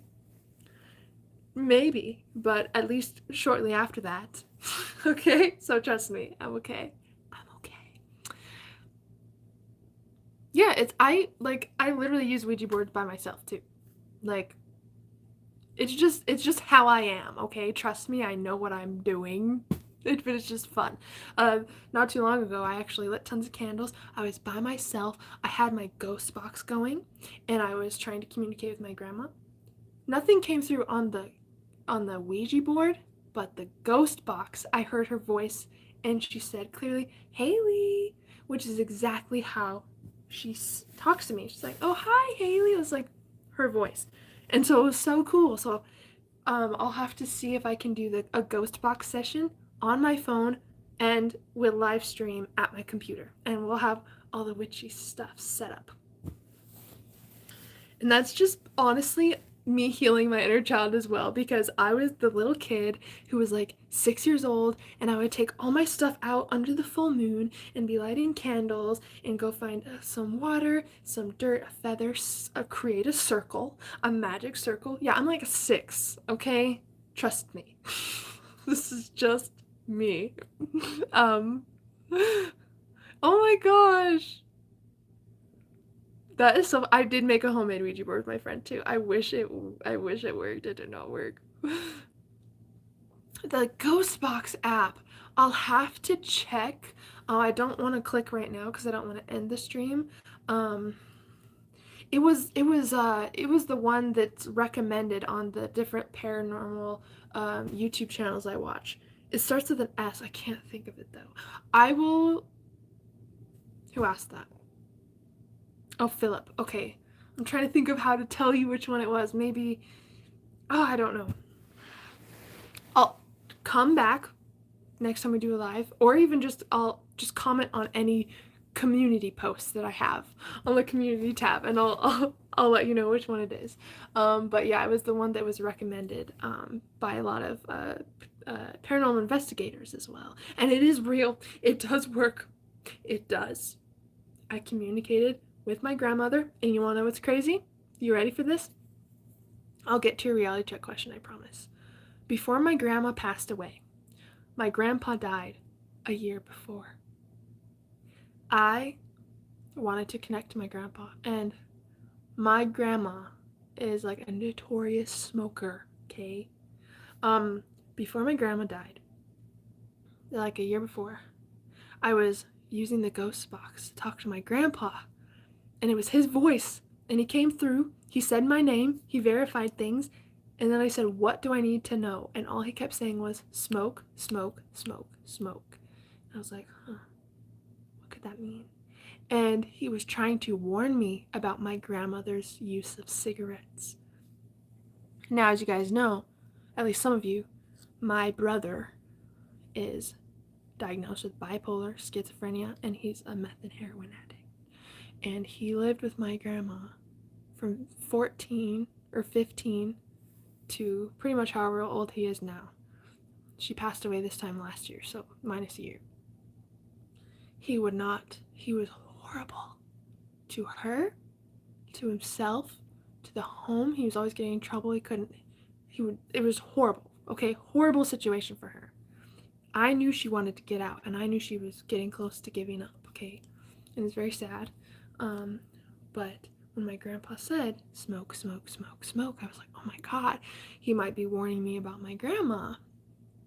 Well, she had to get some surgery done on her shoulder or something, and he said, you might want to stop smoking because you're going to induce a stroke if you keep smoking cigarettes. She saw that as a way out. She's like, oh my God. And she smoked 3 packs of cigarettes in 1 day or 1.5 days.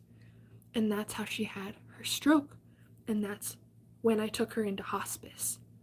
And she passed away from smoking, from cigarettes. My grandpa told me through the ghost box. And no one would listen to me. Oh my God, it was so frustrating trying to tell my brother that I have a bad feeling, please have grandma call me, please have her check.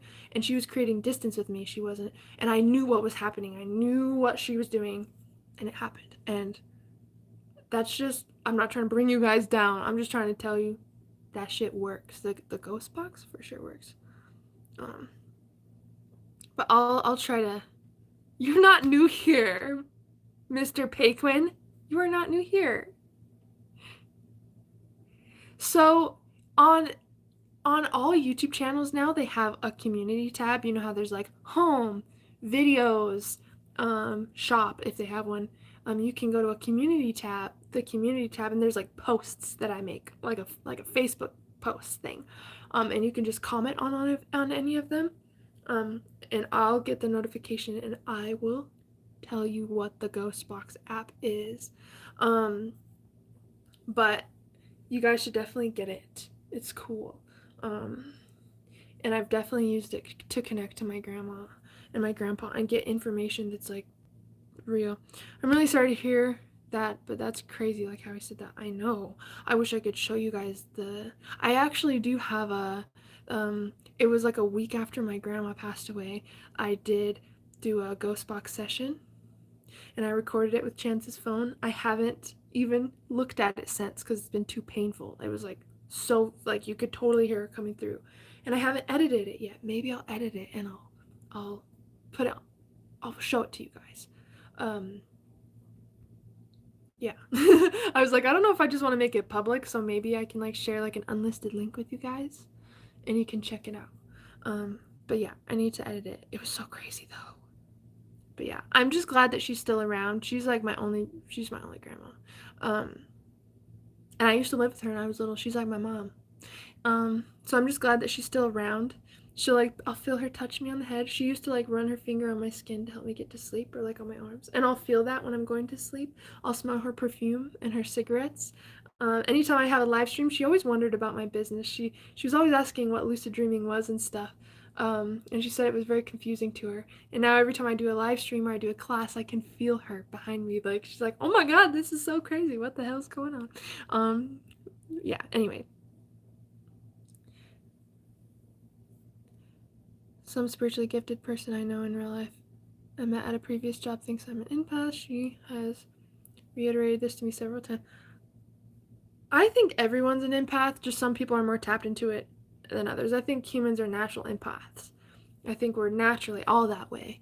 Some people are just more practiced with it than not, and really it's just about having increased sensitivity, which you can build as well. But yeah, I definitely agree. I used to hide my mother's cigarettes in ashtrays. She caught me and asked why. Yeah. Yeah, it was crazy. And I thought she was going to be around for a long time. She was only 67.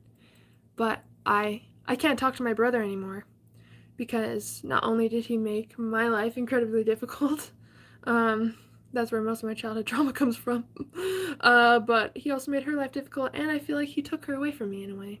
And that's something I'm gonna have to deal with as far as healing. And I know that's a toxic way of thinking, like, oh, my brother took my grandma away from me. But that's how I feel. I feel like if he wasn't involved or he didn't do what he did, you know, that she would still be here. And so that's something I'm gonna have to grieve, because obviously I don't want to feel that way. I don't want to feel so angry and full of hatred about that, because I want to be a really loving person and exercise that love in any way that I can. But I definitely feel like he took her away in some ways. Yeah. No, Jacob, this channel's about us, okay? I always say that this is a community. We're just getting together to chat. This is family talk time, okay? This is about all of us, and I want to hear how you guys are doing too, and, you know, hear about what's going on in your worlds, in your beautiful worlds.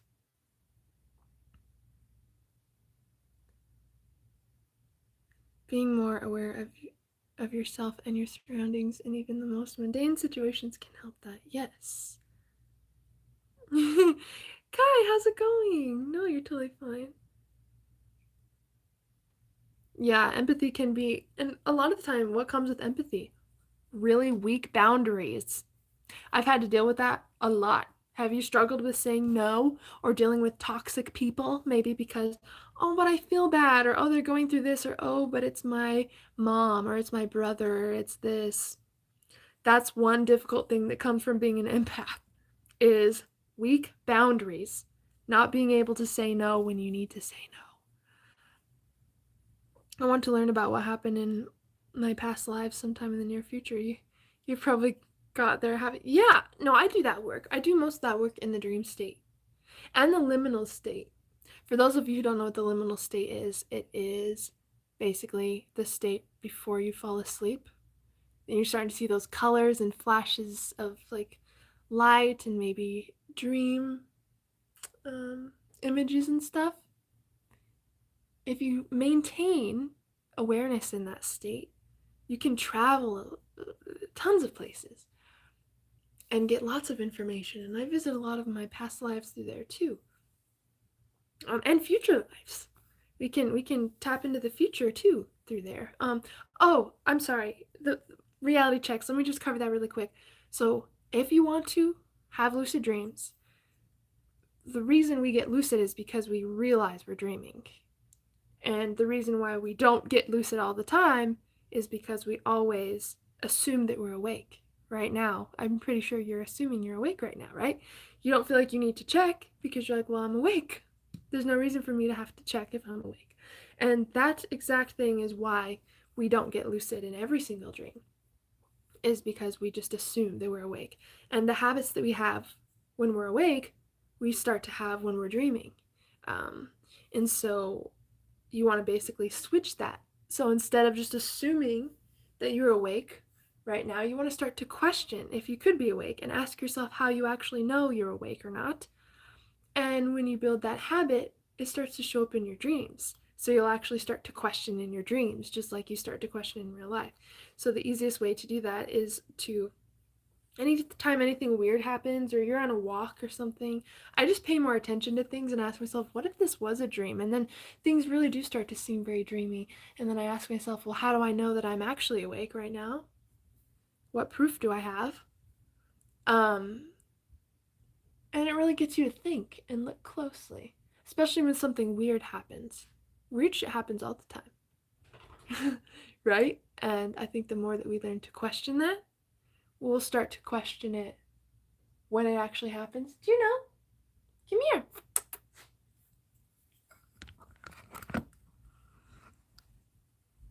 Hello. You can't really see Jeannie.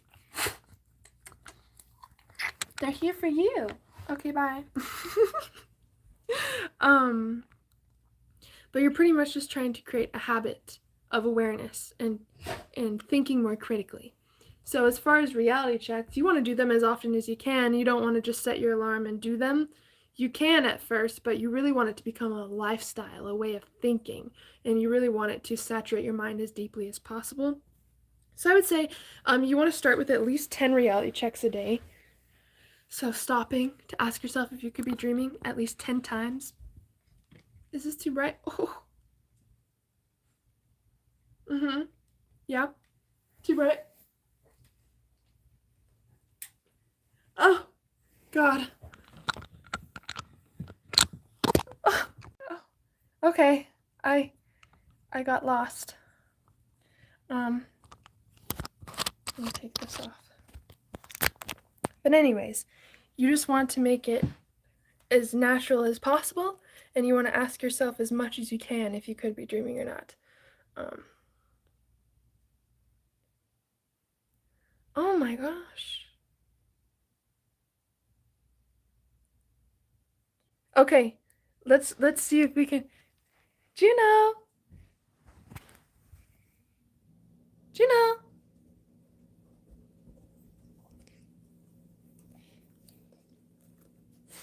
Juno. Wait. Don't leave me. What are you looking at? What is he doing? Okay. I'm trying to think. Let me get something. I'm going to hold you guys closely. Okay. Okay. Come here. I got him some presents.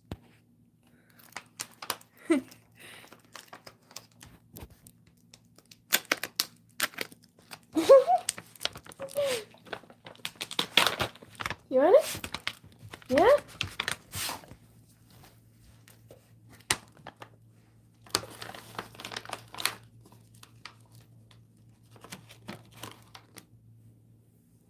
Nope. High five. Other paw. Lay down.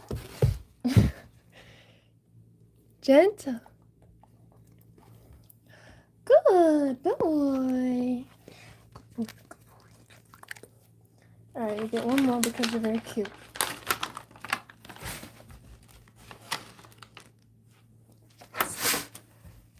You want it? You gotta sit.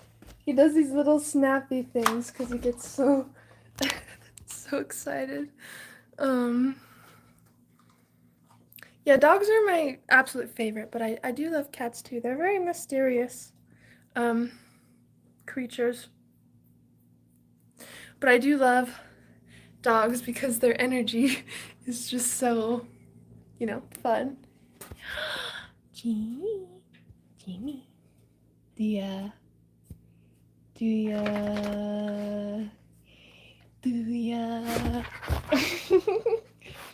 you wanna... You trying to eat all the moo pies? Goodness gracious. So you guys know that bark box thing I talk about a lot? This is pretty much what it is.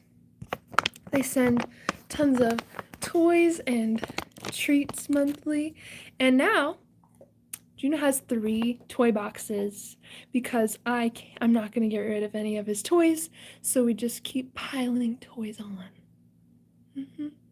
Yep, now he has 3 toy boxes. Yes.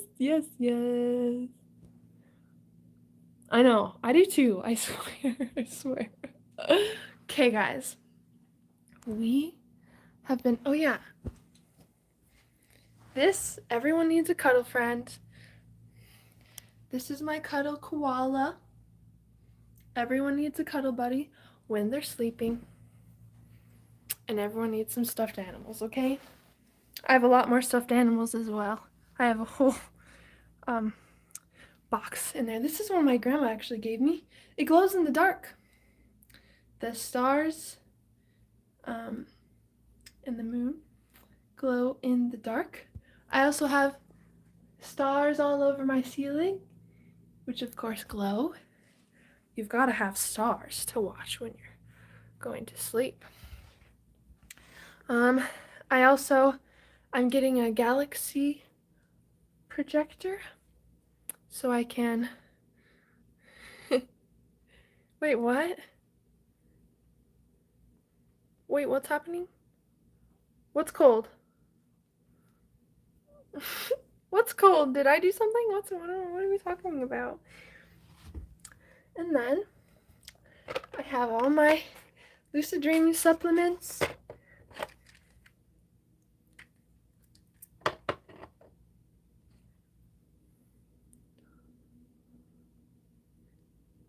Oh, okay, I get it. I was saying, I was like, what's cold? Did I say something? I don't know what's going on. Do you know? I'm talking to my friends.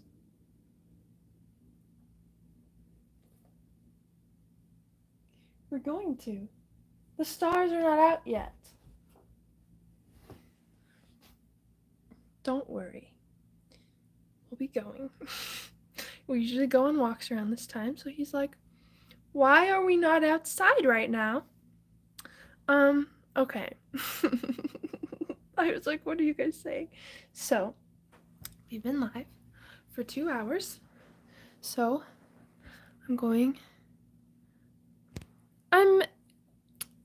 I'm excited for the future of technology, but also I wish that I could just live in a cottage in the woods where I was back hundreds of years.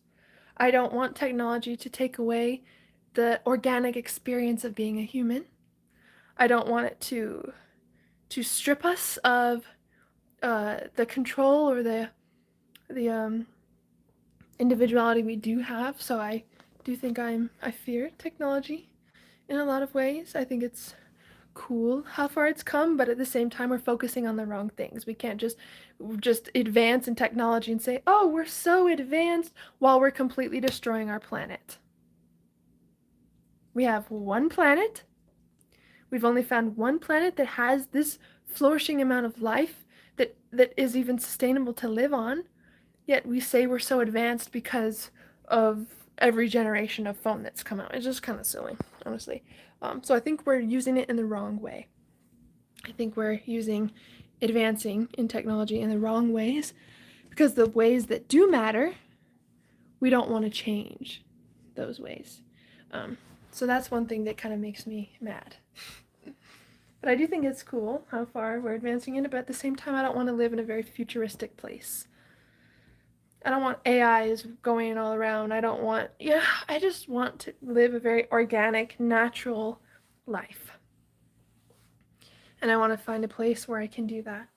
And hopefully we take care of our planet and we stop building things that don't matter, and we can start preserving and conserving what does matter. And all the animals that we share this experience with. Because it's, technology and being advanced goes so much farther than just, technology as we see it. But yeah. So I want to be a little magical fairy in my forest cottage, growing my own plants, having my own garden, and just living a very sweet life. And of course, there's so many ways that we can use technology, and there's ways that we can use it right now to connect with people all around the world, but I just don't want us to lose sight of what's important. And I don't want us to forget who we are or why we came here. And so often technology can make us unconscious, which I think we should use it in a more conscious way that will allow us to evolve, but also bring our planet with us.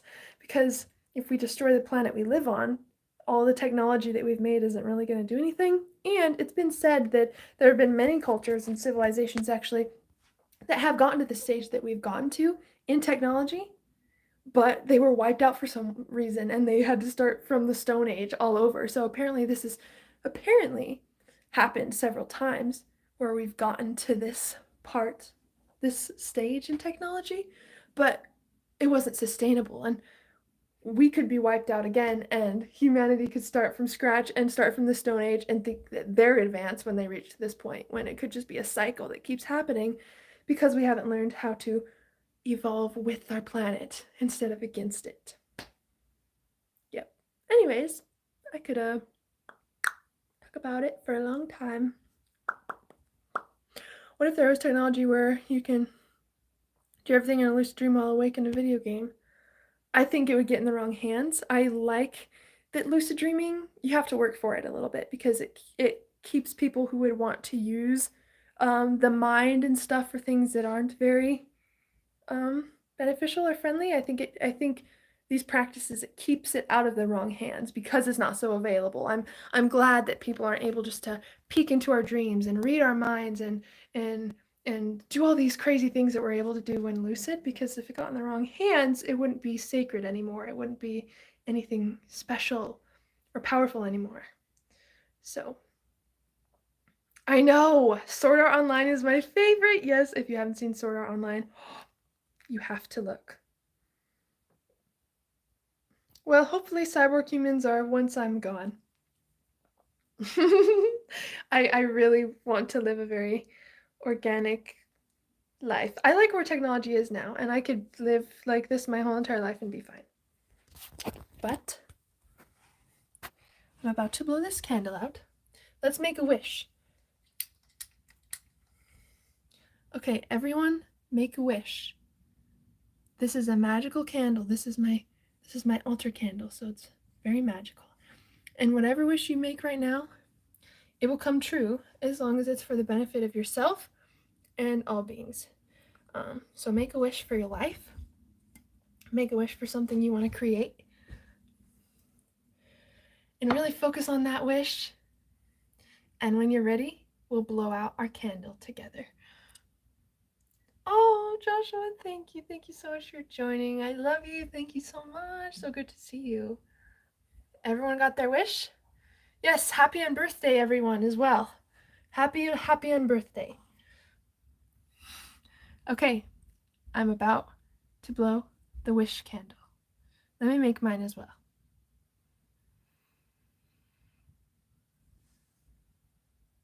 Okay, ready?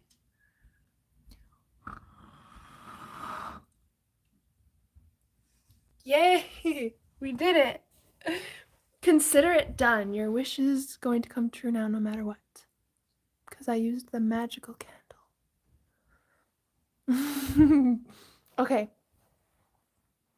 I love you guys. I'm gonna go now. I have to go walking before it gets too dark. And I wanted to try to make some more music for you guys so you don't have to wait another day without releases on the second channel. For those of you who don't know, I just released an astral travel 1-year course where every month there's going to be a monthly class carrying you through the process of learning how to explore and experience astral projection naturally. There's going to be dream circles. We're going to have Zoom calls together. It's going to be live meditations, and it's going to carry you through the process for 1 whole year of learning how to astral travel. It's called the Astral Project. It's already been released. We start December 5th. So you'll want to be in the class by the 1st of December so I can make sure everybody is in. We will not take enrollments after it has started. So if you're interested in joining this, if this sounds like something you're interested in doing, we'll be able to work together for an entire year, which I think is really cool. So reach out if you have questions. I'm available on Telegram, Instagram, Facebook, email, pretty much, lots of places. And don't forget, I also have tons of lucid dreaming classes, masterclasses, courses, and I do one-on-one mentorships on lucid dreaming, astral travel, reality shifting, growing an online business, personal development, spiritual development, YouTube business, all of that good stuff, Okay, thank you, Eric, for popping that link tree off. That should be where most of my links are, hopefully. Okay, MySpace, I wish MySpace would come back. But anyway, I love you guys. We will be back 5 p.m. Mountain Standard Time on Monday, and I'm going to try my best to get as much content as I can done this week. It's just been a little bit difficult with all the things I'm working on, but I'll do my best. So Telegram, you can reach out to me personally on there. But we do have our Telegram group chat, which is, there's like 75 people in there, and we all can hang out and talk in there. So you can join the community if you'd like to there, and then you can reach out to me personally as well if you have questions. I love you. Your wish is gonna come true for sure now, so just see it as done. Okay, I love you guys. Thank you so much for joining. You're the best ever. I hope you have a great night.